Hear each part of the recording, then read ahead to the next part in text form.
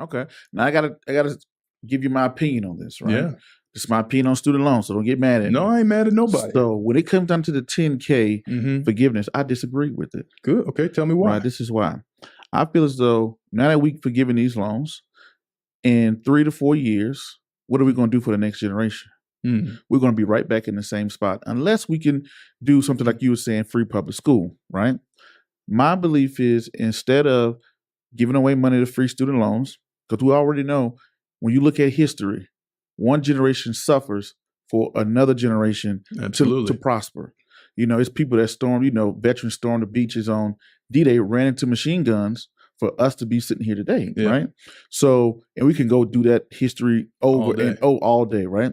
But my thing is like the people who got student loans is like, hey, sorry to hear that, right?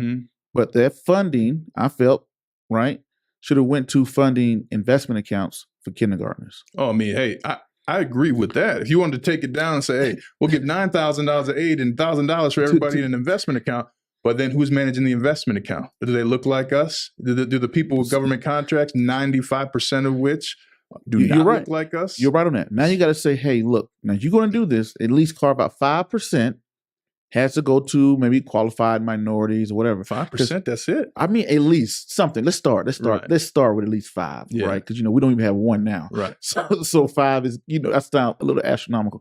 But let's say, hey, 1%, 5%, 10, maybe 50, whatever you want to do, right? Yeah. Has to go to minorities that qualify to manage these funds, right? Because I'm with you there 110%. What good is it? You know the knowledge, you can start a firm, but you don't have any funding coming in. Well, right? I love the idea, and we should do that already for our youth. But check this out, right? So now you're putting inflation becomes a friend of yours.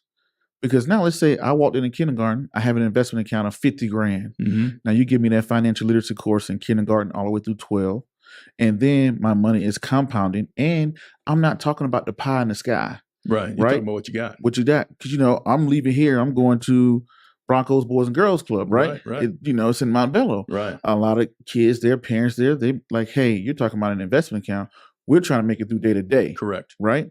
But if I can say, no, you have an investment account and I'm going to teach you about, the financial literacy piece to it, then it's going to compound. And then once you get to the 12th grade, you can say, hey, now you have alleviated student loan debt. I agree with what you're saying. I think that'd be a great plan. And we have to remember, though, like just one example.